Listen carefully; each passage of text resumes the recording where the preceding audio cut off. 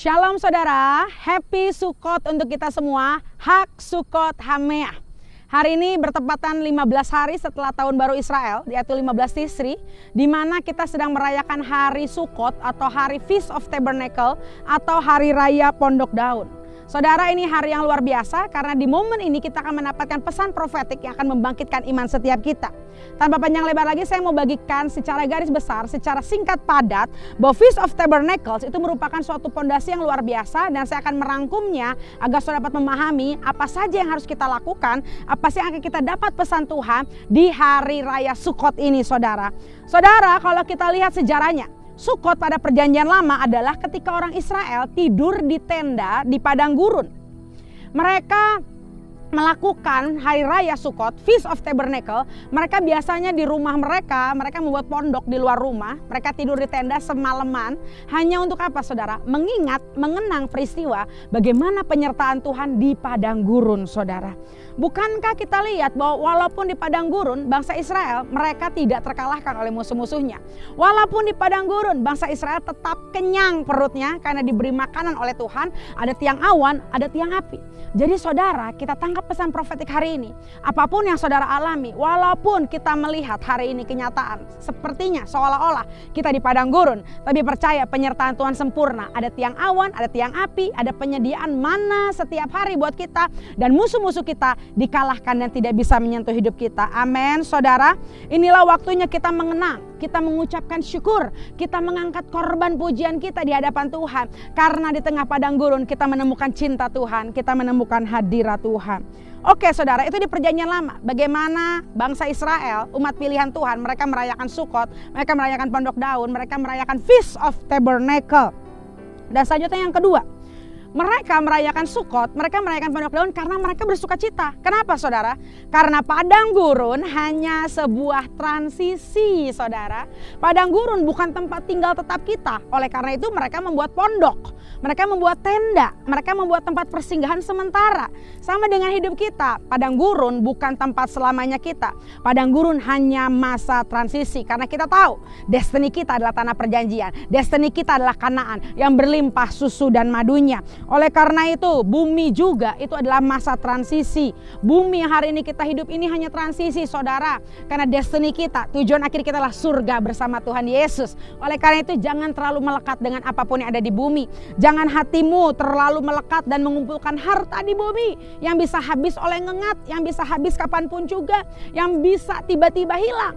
Tapi hari ini kita kumpulkan harta di sorga, kita kumpulkan upah kita di sorga. Karena segala sesuatu yang kekal itu yang akan membuat kita berbahagia dan bersuka cita. Bumi itu fana, tapi surga itu abadi. Oleh karena itu, di tempat yang fana ini kita dipersiapkan untuk keabadian. Hati-hati bagaimana kita hidup. Jangan kau sedih kalau ada sesuatu terjadi ketika engkau hidup di bumi, karena segala sesuatu di bumi itu hanya sementara. Tapi kita bersuka cita karena Tuhan sudah menjanjikan tempat yang luar biasa di surga nanti, di mana kita akan bersuka cita dan berbahagia bersama Tuhan. Karena Tuhan katakan, ini waktunya, gak lama lagi. Jesus is coming soon. Tuhan Yesus segera datang, saudara.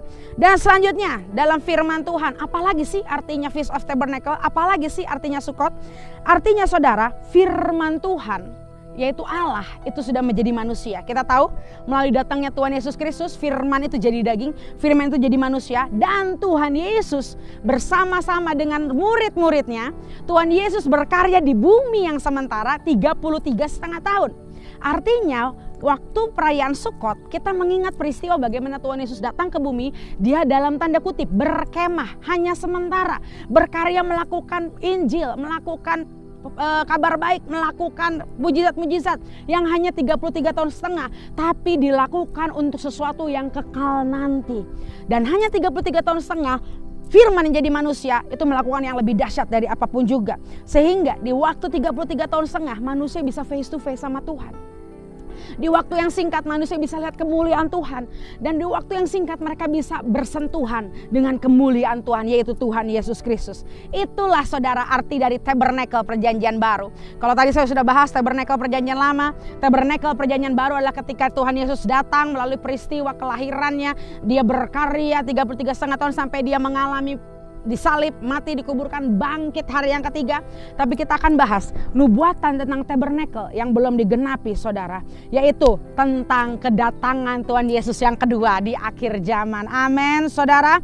Yesus datang kembali bukan sebagai bayi dalam palungan, tapi Tuhan Yesus datang sebagai raja di atas segala raja, dan dia membawa pasukan surga yang akan menyelamatkan umat manusia. Dan kita berdoa, kita menjadi golongan orang-orang yang mengalami pengangkatan, kita mengalami perjamuan kawin anak domba. Amin saudara. Dan bersama orang-orang pilihannya kita akan berperang di last battle. Kita akan berperang dan terima kemenangan, dan akhirnya kita menerima mahkota kemuliaan. Kita memerintah bersama raja, dan kita bersama-sama berbahagia, bersukacita di kerajaan 1000 tahun damai. Amin saudara. Dan yang terakhir, apa makna profetik Sukot tahun ini? Sukot di Pedalet, Sukot di 5784. Apa saudara makna profetiknya? Kita bahas. P adalah panah atau wajah saudara, dan Dalet adalah pintu atau door, atau juga tentang direct atau jalan perjalanan. So 5784 di Sukot ini apa arti profetiknya? Dunia, hati-hati, dunia akan memasuki masa padang gurun, dan nubuatan ini akan terjadi nanti di April 2024. Mungkin itu akan ada gagal panen, krisis pangan, dan ekonomi akan semakin terguncang. Tapi jangan takut, kita sebagai anak-anak Tuhan, justru padang gurun itu adalah sebagai pintu, door 5784, sebagai pintu di mana kita face to face with Lord, di mana kita berhadapan muka dengan Tuhan kita. Karena padang gurun adalah jalan bagaimana kita menemukan kasih Tuhan. Padang gurun kelihatannya gak enak, tapi justru itu pintu kita melihat kebaikan, kita melihat mujizat, kemuliaan yang Tuhan berikan kepada kita.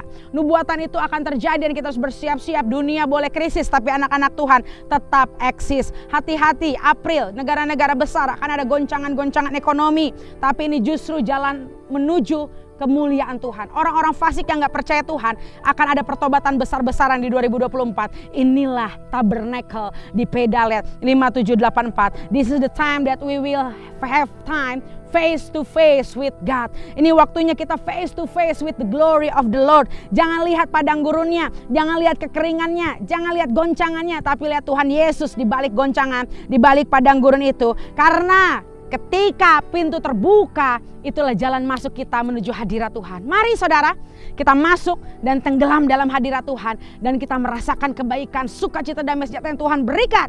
Walau hari ini ada padang gurun atau kekeringan, jangan takut, tetap pandang Yesus, karena padang gurun akan berubah menjadi kebun bunga. Happy Sukot all, tetap semangat dan bersukacita. Tuhan Yesus memberkati. Akhir kata saya Rara Sihaan, Revealer Ready, mengakhiri video ini dengan satu kata, tuntas.